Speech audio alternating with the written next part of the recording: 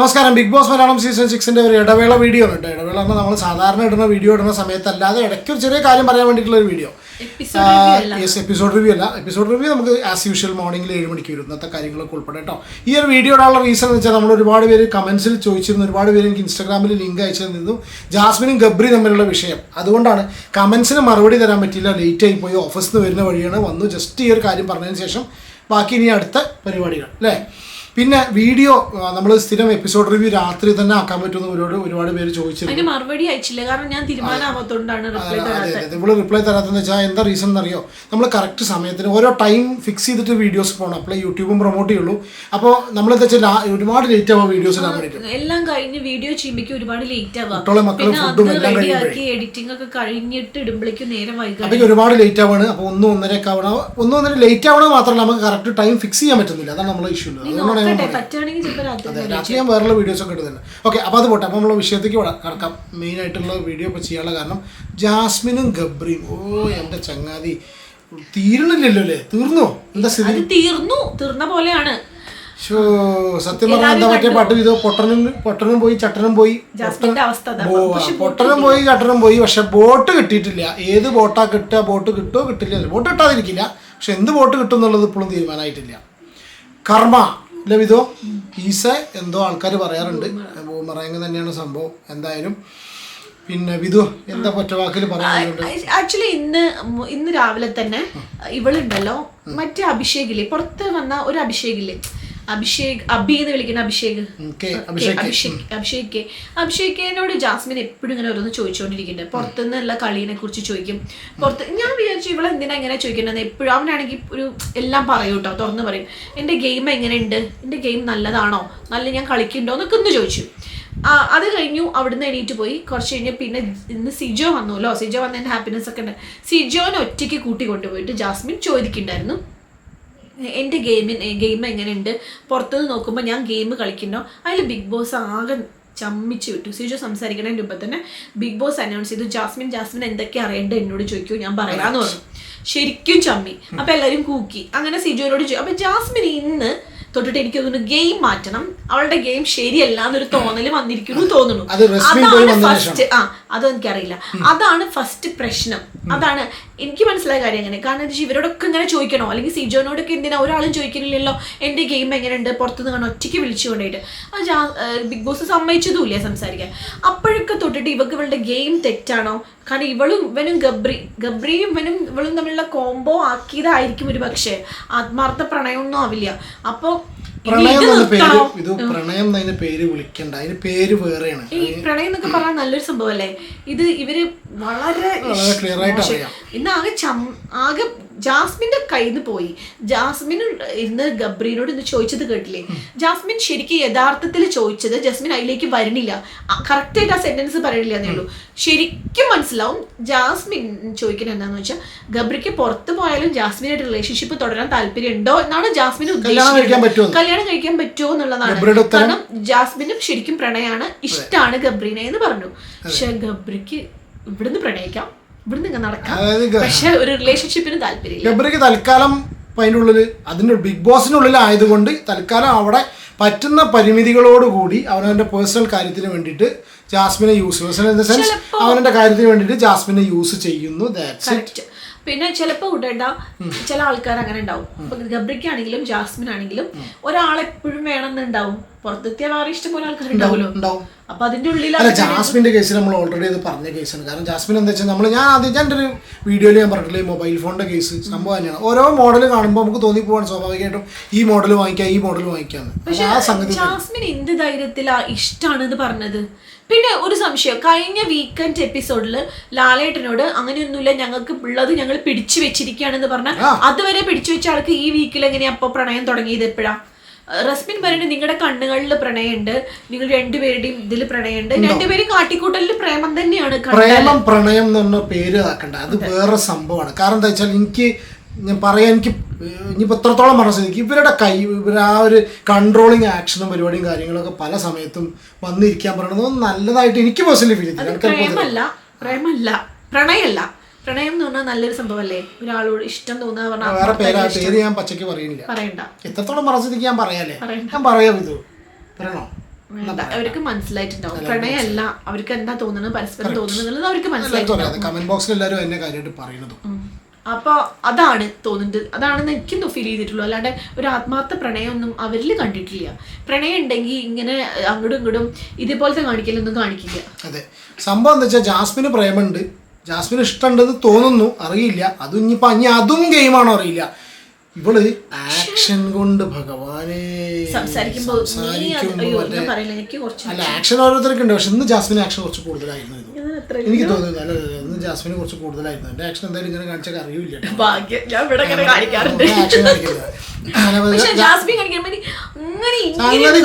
ചോദിച്ചു, ഗബ്രി നൈസായിട്ട് ഒഴിവാക്കി. സംഭവം അത്രേ ഉള്ളൂ.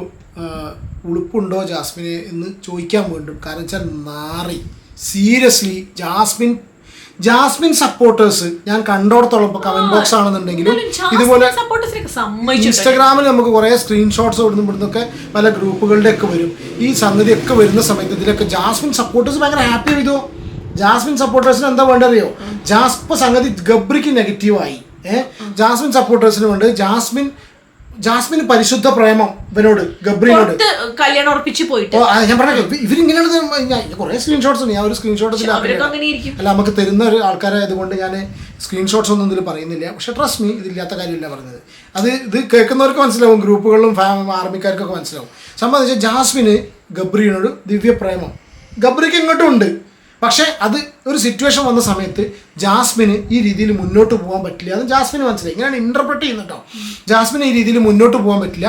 ജാസ്മിന് റിലേഷൻഷിപ്പ് വന്നു കഴിഞ്ഞാൽ മാത്രമേ ആ കുട്ടിക്ക് ആത്മാർത്ഥത, ആ പ്രേമത്തിൽ ആ കൊച്ചിന് ആത്മാർത്ഥത, ഓക്കെ, ആ ആത്മാർത്ഥത ഗബ്രിയോട് പറഞ്ഞോടുകൂടി ഗബ്രിയുടെ തനിനിറം വെളിയിൽ വന്നു എന്ന്. ആട്ടുന്തോലിട്ട ചെന്നായയാണ് ഗബ്രി എന്നുള്ള സംഗതി മനസ്സിലായപ്പോൾ ജാസ്മിന്, പക്ഷെ അത് ജാസ്മിന് പോസിറ്റീവാണ്. കാരണം വെച്ചാൽ ഗബ്രി എക്സ്പോസ്ഡ് ആയി. ഗബ്രി ജാസ്മിനെ യൂസ് ചെയ്യായിരുന്നു എന്നുള്ളത് പരസ്യമായിട്ട് എക്സ്പോസ്ഡ് ആയി. അതുകൊണ്ട് ജാസ്മിൻ്റെ പരിശുദ്ധമായിട്ടുള്ള മനസ്സുണ്ടല്ലോ, ആ നിഷ്കളങ്കമായിട്ടുള്ള മനസ്സ് പുറത്തേക്ക് വന്നു. ജാസ്മിൻ എപ്പോഴും പോസിറ്റീവാണ്. ഇവിടുന്ന് അങ്ങോട്ട് ജാസ്മിൻ ഫുൾ ഉഷാറായിരിക്കുന്നത്. ഈ പറയുന്ന ഇതാണ് ഉണ്ടാവാൻ പോണത് തന്നെയാണ്.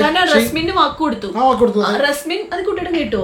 റസ്മിൻ ചോദിച്ചു, ഇനി നീ മറ്റേ രീതിയിൽ പോയാൽ, മറ്റേ രീതിയിൽ റസ്മി ഉദ്ദേശിച്ചത് തന്നെ ഇവർ പറയണൊക്കെ നമുക്ക് മനസ്സിലാവും, ലൈവ് എപ്പോഴും കാണുന്നുണ്ട്.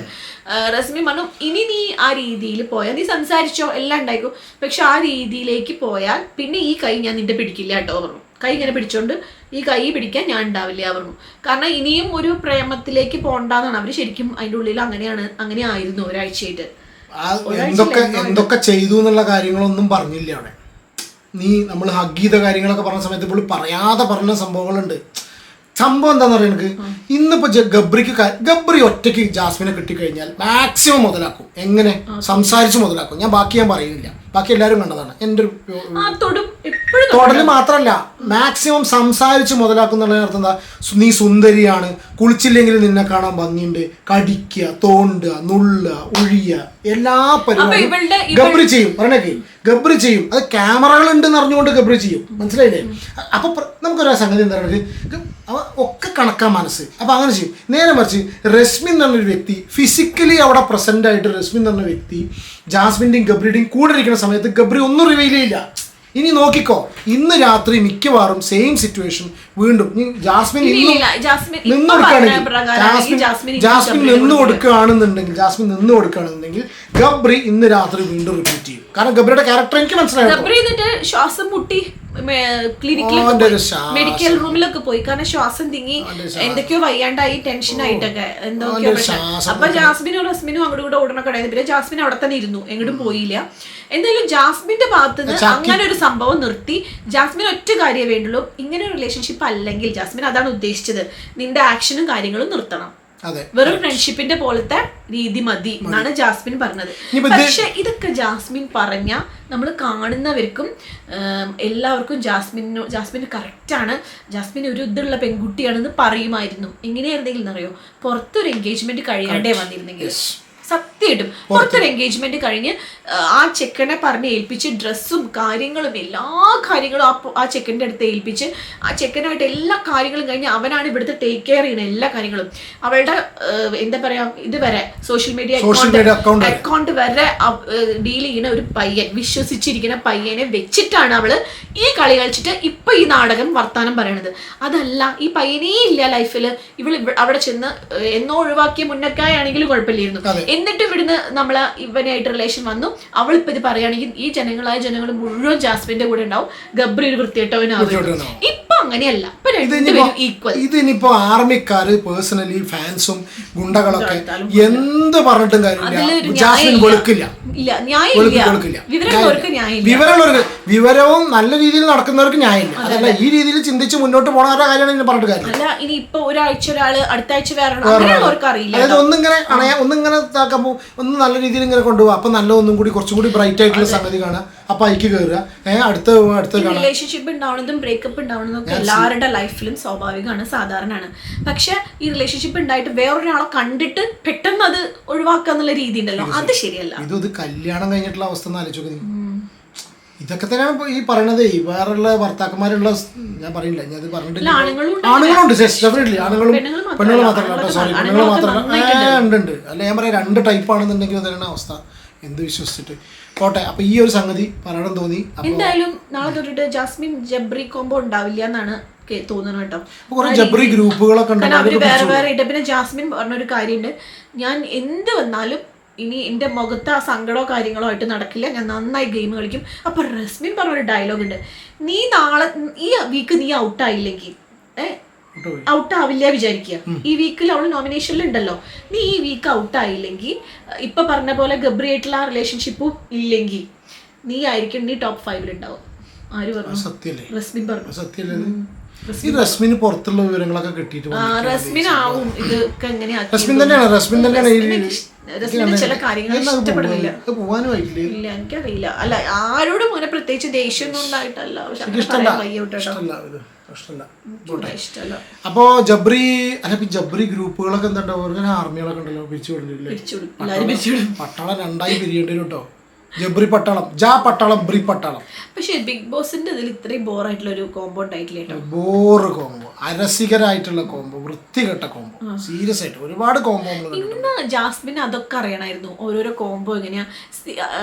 മറ്റേ അഭിഷേകിനോട് ചോദിക്കേണ്ട, ശ്രീതും പിന്നെ സിജോയ്ക്ക് ഒരു കോംബോ ഉണ്ടായിരുന്നു, അതെങ്ങനെയായിരുന്നു, നന്നായിരുന്നോ എന്ന് ചോദിച്ചു അഭിഷേകിനോട്. ഈ അഭിഷേകിനോട് ഇത് ചോദിക്കുമ്പോഴാണ് എനിക്ക് സംശയം, ഇത് ഇവര് കോംബോ കളിച്ചതാണോ എന്ന് അറിയില്ല. ചിലവര് പറയുന്നുണ്ട് കേട്ടോ ശരിക്കും രണ്ടുപേരും ഡ്രാമയാണെന്ന്. ഡ്രാമയാവാനും ചാൻസ് ഉണ്ട്, പക്ഷെ എന്തായാലും ഡ്രാമ ആയാലും അവള് പുറത്ത് വന്ന അവളുടെ ഫുള്ള് പോയി. ഗബ്രീന്റെ പിന്നെ ഗബ്രി എങ്ങോട്ടോ പോകുന്ന സംഭവം അത്രേ ഉള്ളൂ. ഷോക്ക് വേണ്ടിയിട്ടാണെങ്കിലും ഷോക്ക് അല്ലാതെ അതായത് ജീവിതം പോഞ്ഞാട്ടെ അല്ല, ഇങ്ങനത്തെ ഒരു ജീവിതം ഒന്നും പ്രശ്നമാവില്ല കേട്ടോ. അല്ല ഇങ്ങനത്തെ ഒരു ഇങ്ങനെ നടക്കും, കുറെ ഫെയിം കിട്ടും, കുറെ അതിലിതാവും.